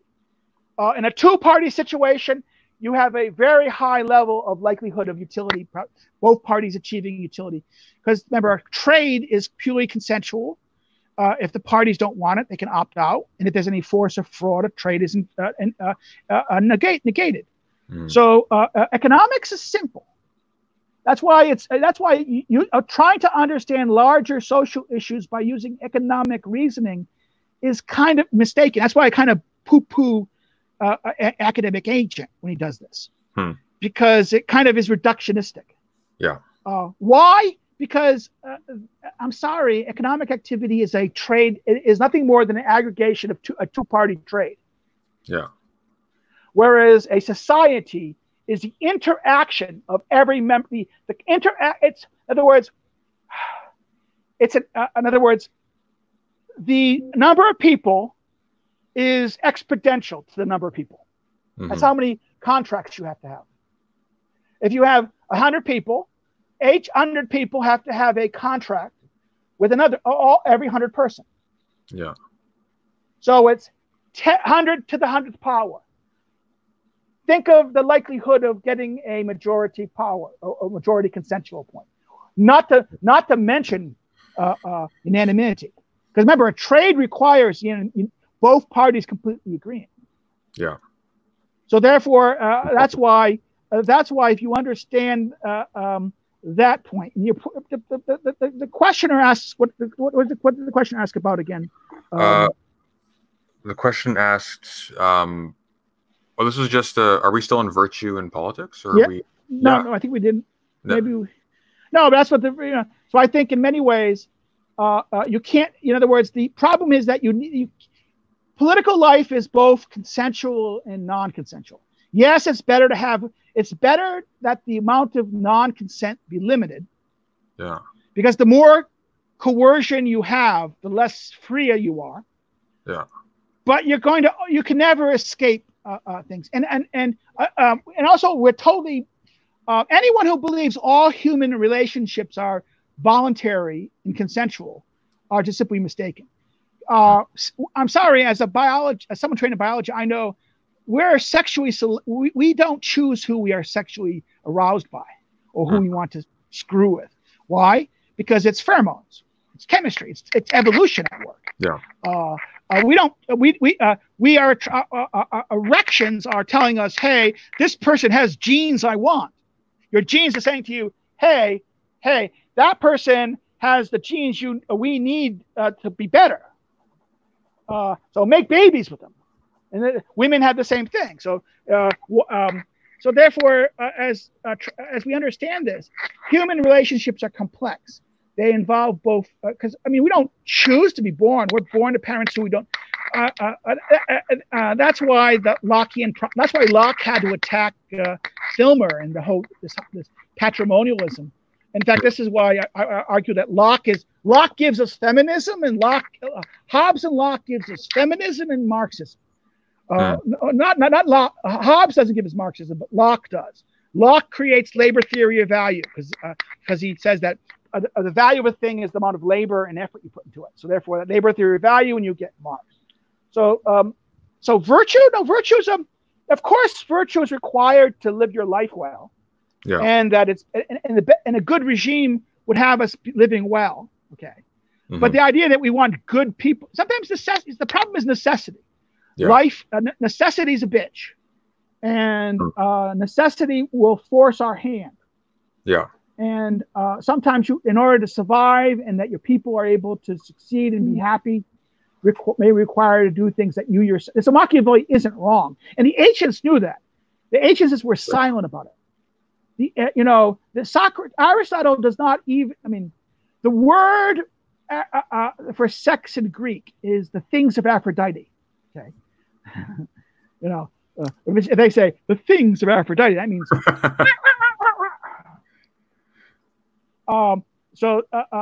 Therefore, that's how polite. The Greeks preferred silence, the idea that the truth should be beautiful, not ugly. So therefore, they would, if the truth has to be ugly, they'd rather be silent about it. They would acknowledge it, but they wouldn't openly say it or openly proclaim it in that sense. Yeah.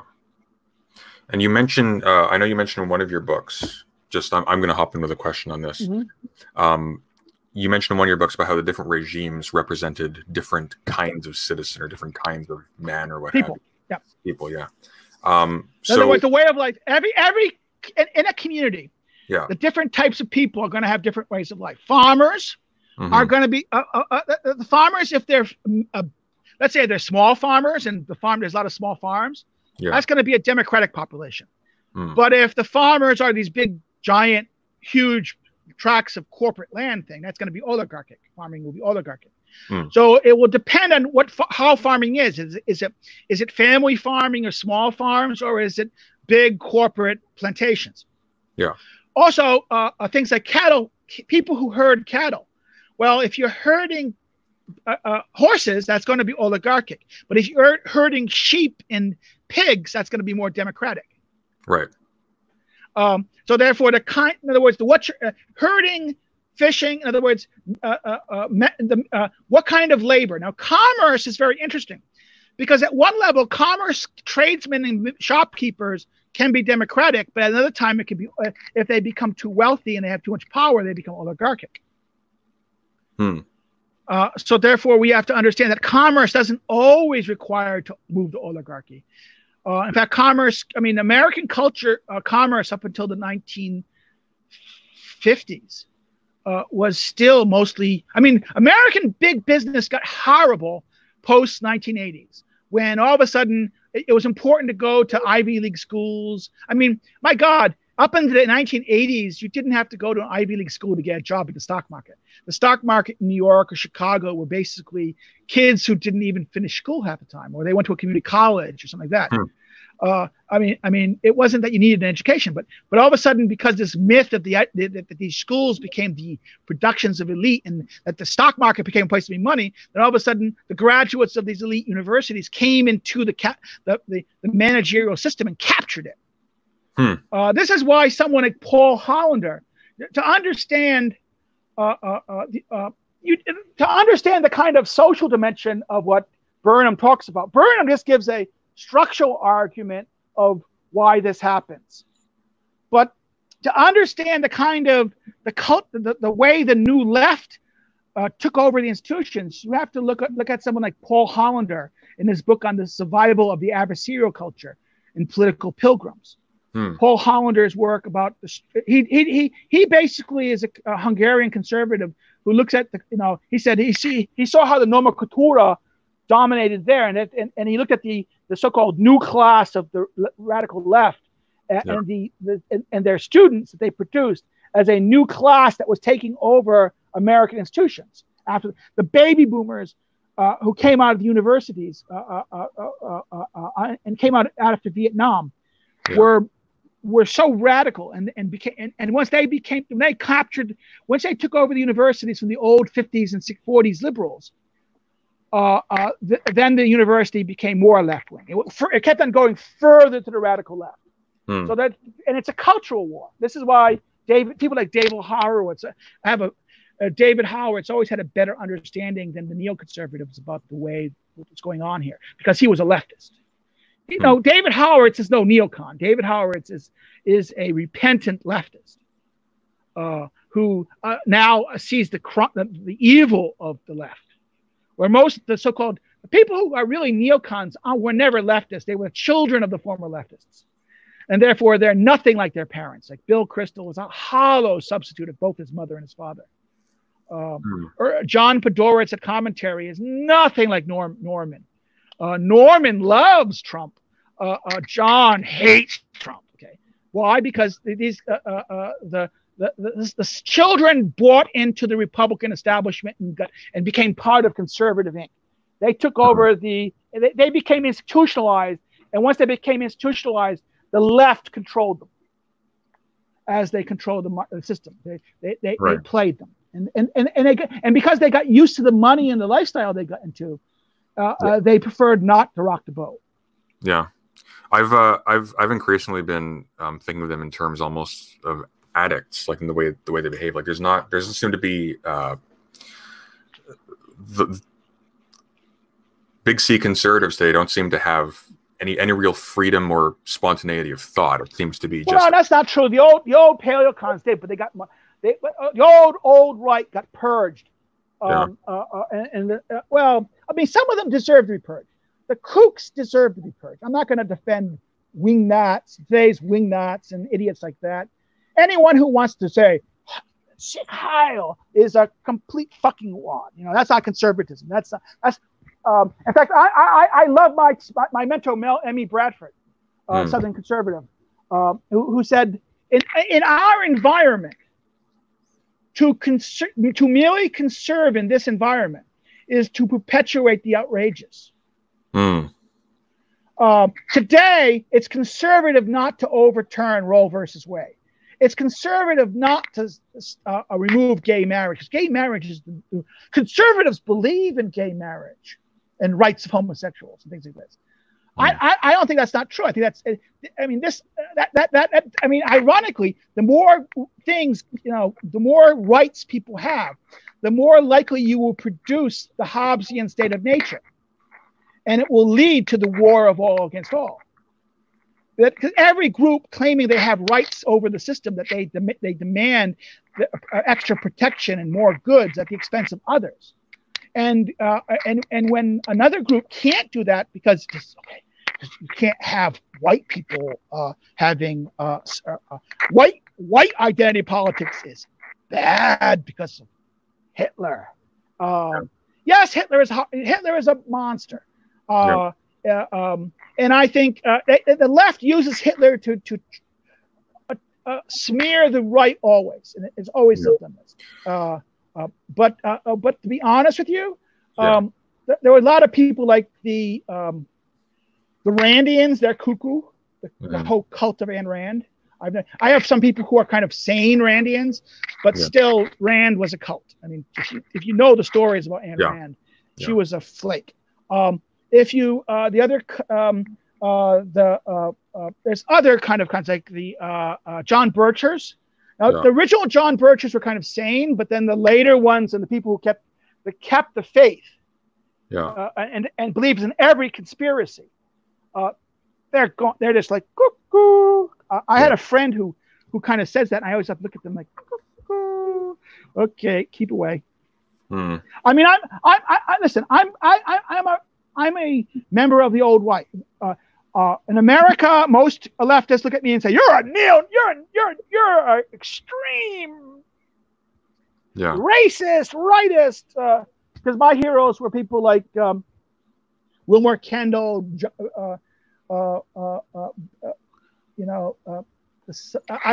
Even though I'm a Yankee, I like the Southerners. The Southern agrarians. I think that they understood the limits of capitalism in a way that that libertarians still haven't grasped. My mentor Mel Bradford was very important. I mean, even though I'm not, I kind of say, listen, I'm a Yankee. I'm not a Southerner. I may sympathize with the thing, but I'd still fight with the North. I'm sorry. Sometimes when I was younger, I thought I probably would have. Maybe for Civil War would be romantic, and I said, no, crap that. The Southerners are stupid firing on Fort Sumter. The second that was what Lincoln wanted, and the Southerners gave it to them, and therefore they lost. And I don't necessarily like the way what the Republicans did after the Civil War. Reconstruction was racism in the South owes nothing to slavery. It owns everything to Reconstruction and the way Reconstruction was handled. So if you want to understand why white people came to hate the blacks, it was, well, for 10 years you had basically Northern Republican military rule of the South. Right. Which enfranchised and empowered ex-slaves and stripped the voting rights of anyone who fought for the Confederacy. If you were in a militia and you swore oath to the Constitution, you lost. The 14th Amendment stripped your rights. The 14th Amendment destroyed the Southern economy because it made illegal all obligations to the Confederacy or any obligation to that. So I mean, if you can sympathize with them, but there was a stupid decision. It would have better not to fire in Fort Sumter and let them try it. Wait until if secession was going to work. I don't think secession was a good idea anyways, because I think if secession happened, then Turtle Dove would have happened. Turtle Dove's world would have happened, and we would have had wars amongst American states that like World War I had. I mean, World War I would have had. I think Turtle Dove is absolutely right. And I think the model that he predicts is actually, I think, is a good model, because the North would have sided with Germany, and if the Southern states didn't fire and did not fire on that, the French and the English who hated slavery would have probably recognized England for the economic exchange. And whereas the industrial, it would actually be Germany who would make an arrangement with the northern states. And what would have happened would have been the opposite. And in fact, that's why if that was the case, I think even Turtle Dove's rewriting of World War I was right. Now, his idea that the Southerners were going to be the new Nazis, that was cuckoo, but that was unconvincing. But the idea that First World War would have been completely different if the United States were or divided, where the North was with Germany and the South was with the Allies. It would have been a completely different thing. So, I mean, yeah, that's counterfactual history.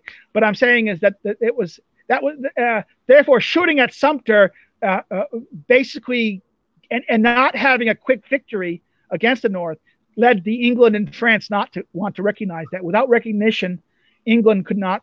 The southern states did not have the economy to produce enough weapons and stuff to fight the northern.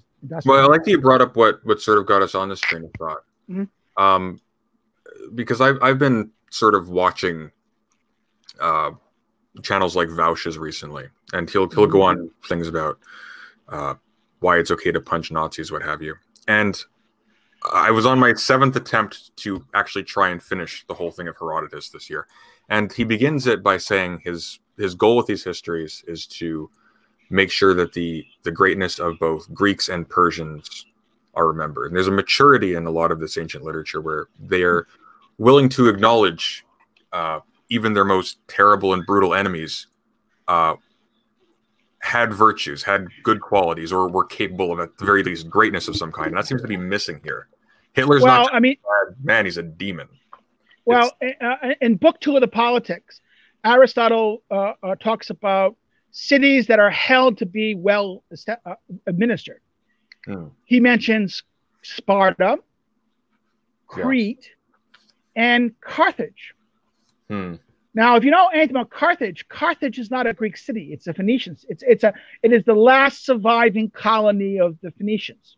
Yeah, who was probably an empire that was probably a great empire around the 9th to probably 7th century. That's what Troy probably was. The idea that this Phoenician empire was this great and then what happened was some disaster happened that led probably the flooding of the Black Sea, which destroyed the agriculture. No, the Black Sea was originally a freshwater sea, and the Mediterranean was always something happened that led to more water coming into the Mediterranean, which then had the Mediterranean flood into the Black Sea and poison it.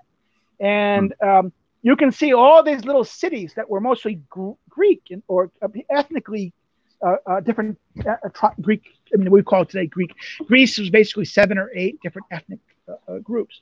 There's cities, 6th century, not 6th century, 8th, 10th century cities stuff that underneath the water they find. They go to, oh my God, that's agriculture.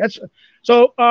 If you understand that this was great empire, something happened that led to its complete destruction. Yeah. And it was in the chaos of that the city-states, the polises emerged to come into this. First, there was these household tribal king rulers and then the rise of cities, and then the rise of cities and stuff. What was the question again to get to the point? I was just remarking, like, it seems like diversity. The Greeks understood the diversity of things better because they wanted to recognize things. They still thought that they were the best, they were better, and that they should rule over them, but they could still see the virtues of them and the usefulness of them to a great degree. In fact, this is why I don't like the word. I mean, someone said, "Oh, you're a white supremacist." No, there's no such thing as white. I mean, the only time whiteness will emerge as a political. This is Eric Voegelin in the 1930s wrote two very good books on race, as a race in history and the concept of race and the history of political thought. The idea of, if we look at both race and ethnicity, nationhood. Yeah. These are very modern terms in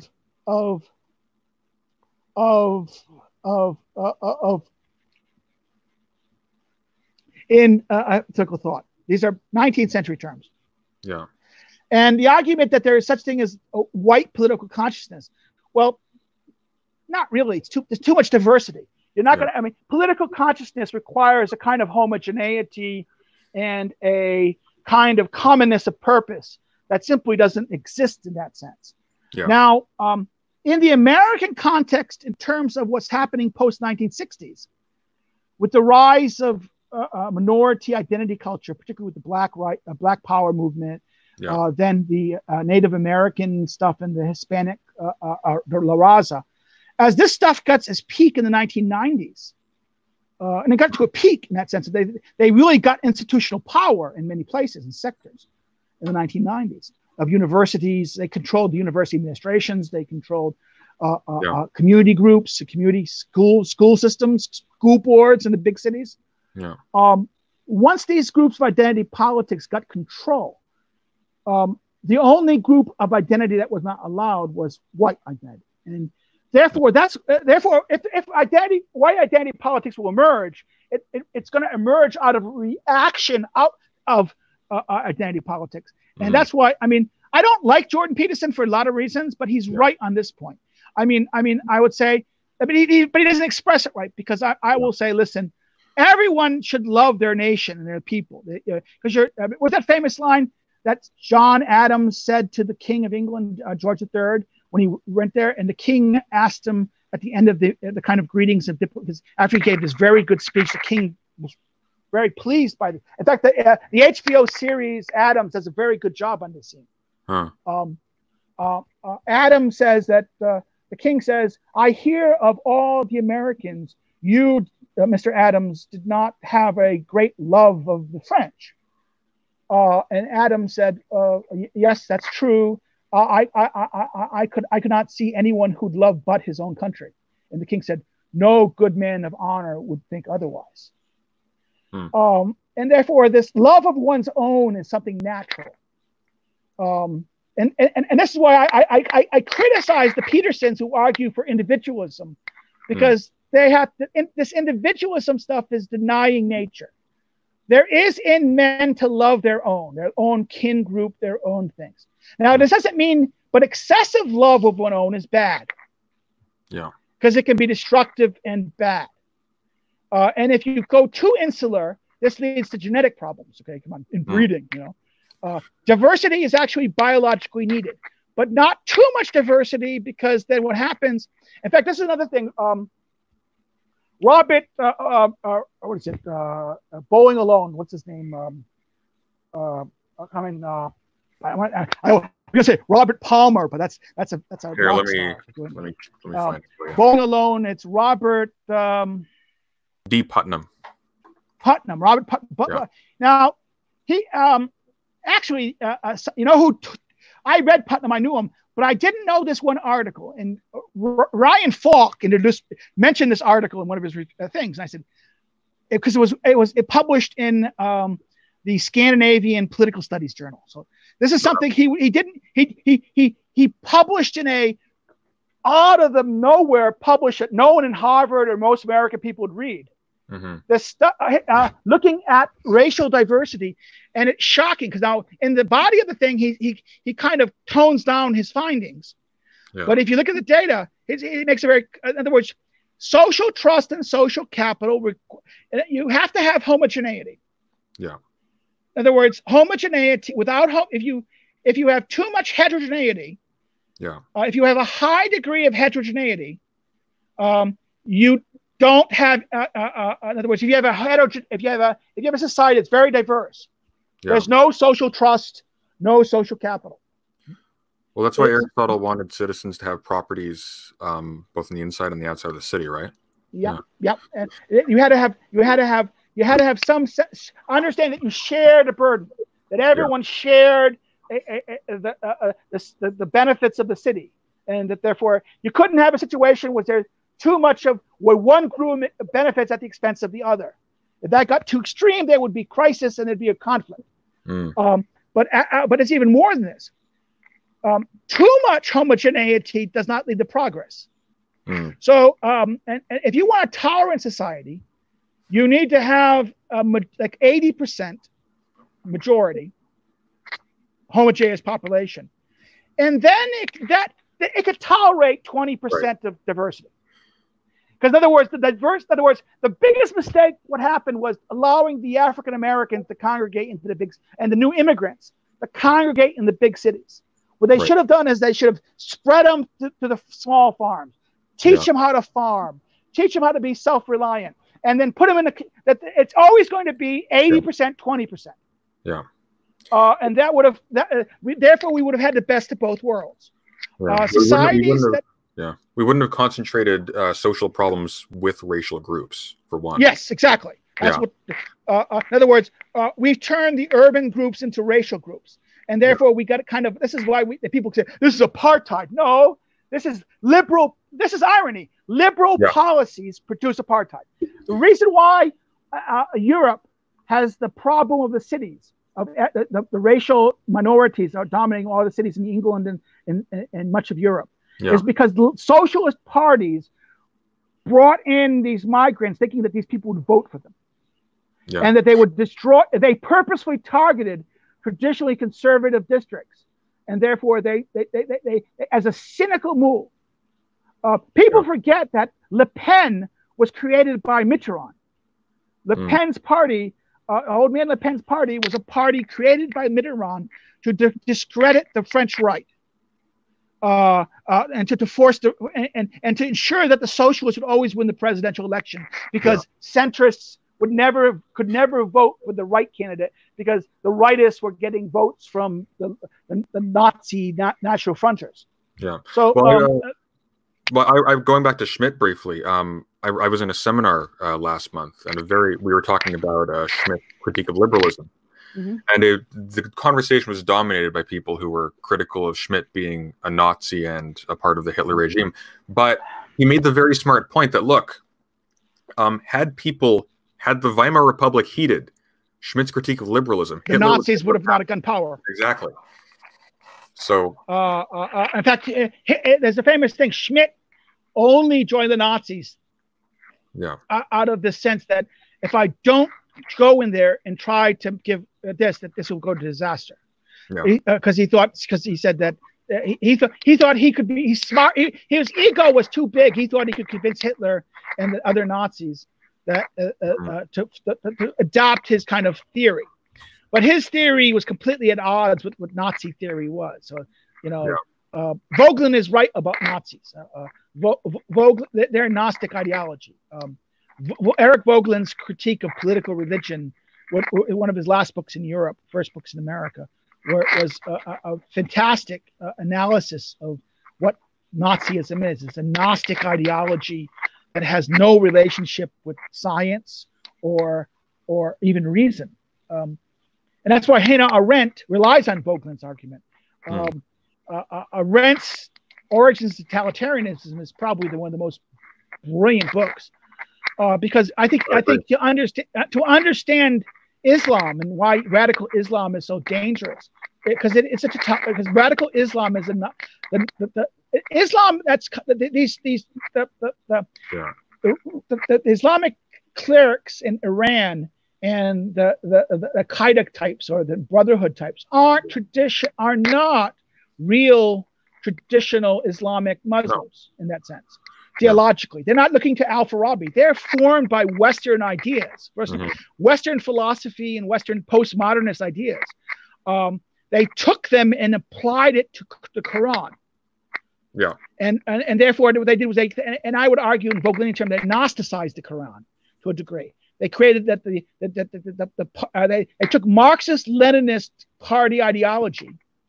Therefore, the party elite becomes the vanguard that defines the ideology, and therefore the ideology now shapes the worldview of all the mass through Islam. Have you heard of a book called The Impossible State by Wael Halak? Oh no, there's so many things out there you could have known. I know. It's hard to keep up with them. Yeah, that's a really good one though. He basically looks at specifically the Iranian regime, and he basically breaks this all down. It's like these are aspects of Islam up until such and such century, and these are all of the very Euro-oriented things that Khomeini had to bring in to make the Islamic Republic viable, and they really don't mesh. Like they're radical. But anyways, so we've actually answered a lot of we answered 9, 10. I think even we got COVID-11 indirectly. Let's talk about COVID, COV. How do they say it? COVID-19. COVID-19. Let's justify the Wuhan, the Wuhan flu. Thank you. This is actually going to be much more important for civilization, I think. It's going to change a lot. Yeah. By the way, and I think it will be. It may have actually more effect. In other words, the Spanish influenza was more deadly. Yeah. But it didn't have the same impact as this. Yeah. Because of modern technology and modern communications allowed for global kind of cooperation and immediate reaction. That kind of, I think if we didn't have the same, I mean, this would have been if the Australian documentary does a good job about explaining the lies the Chinese covering up the early stages of this, even as early as December. If the Chinese were just simply honest, this would not have been as bad as this would have been less worse than SARS. If things were acted on more quickly. It's basically it's a variety mixed with bad stuff. And apparently, this was there's the American military and military intelligence argued that the commercial labs are so okay. There was arrest of an American professor selling biotechnology secrets, biosecrets from his university to the Chinese. Yeah. Well, so what happened was that the Chinese are so desperate trying to catch up to American biochemistry. This idea that China is great is a myth. Chinese are stealers of our technology. They always have been. Their students come to the West and they go into the elite universities and they then go back. Some stay, but most the ones that go back bring with them contacts, knowledge, and they make themselves very rich within the PLA system. The PLA, this is where the so-called neoliberals got wrong. The idea that market economy liberalized everywhere else. If we let them participate in the market, they'll become more. Well, we've had 30 years of that theory, and it's produced a vicious authoritarian regime that can actualize the horror of Orwell's 1984. Yeah, with its social credit system and its ability of the camera states to police their large segments of the society. When I see these articles praising China for their heroism in this circumstance, it makes me ill, because it's like what you're valorizing is a state that has been systematically executing those people. Come on.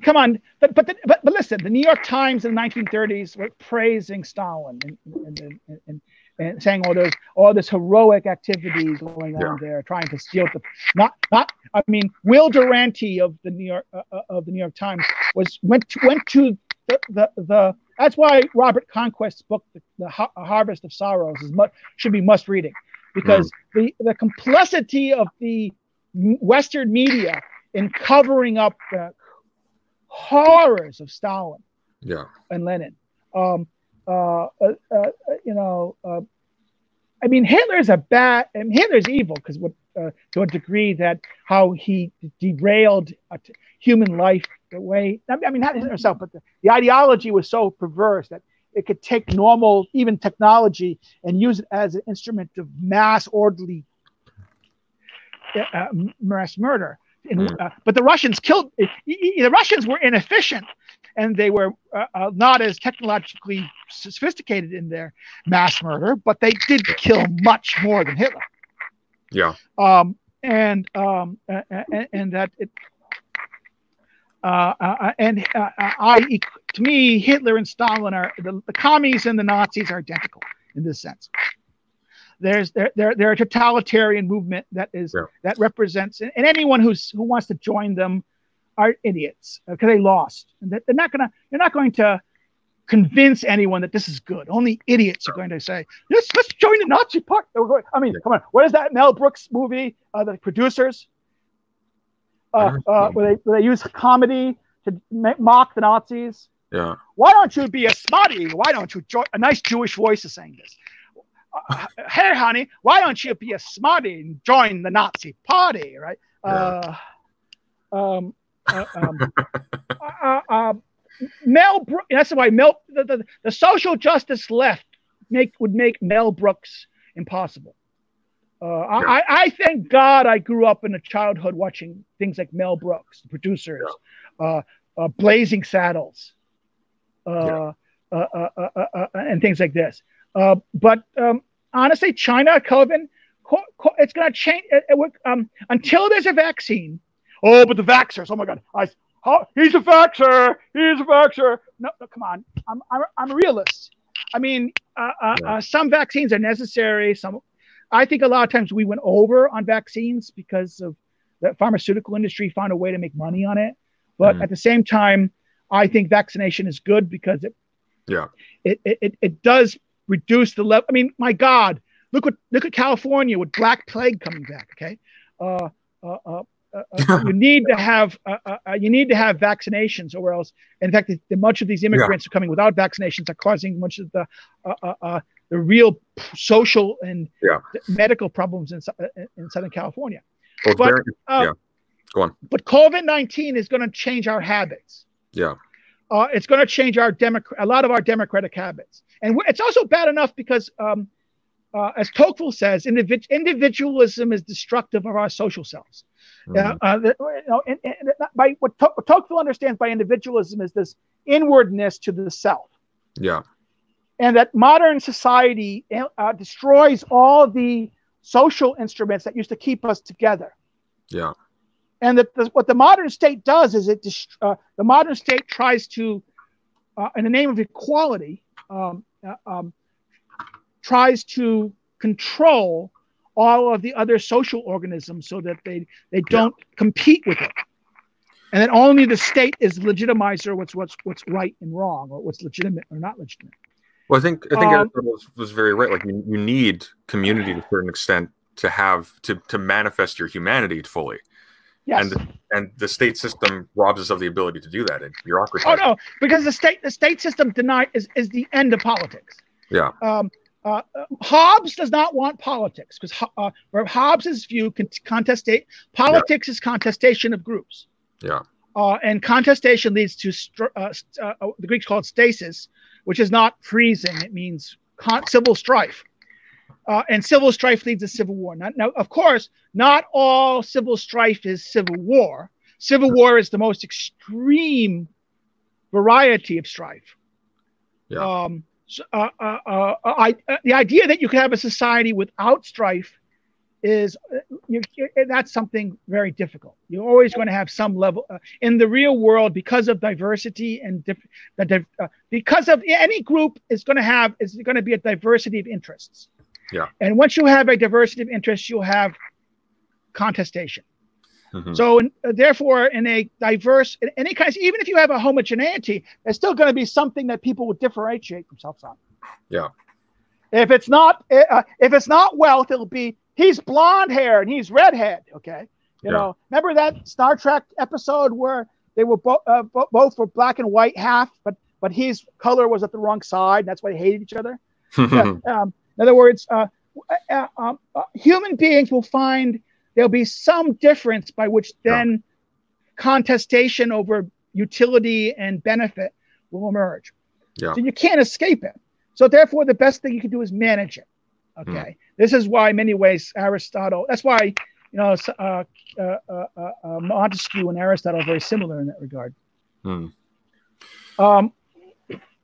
Yeah. So, you want to wrap it up? Because we're on 2 hours. Yeah, absolutely. It's been a pleasure having you on. You are welcome back anytime. And thank you very much. No problem. And thanks, people, for listening. And have a good evening or good afternoon wherever you are. And yeah.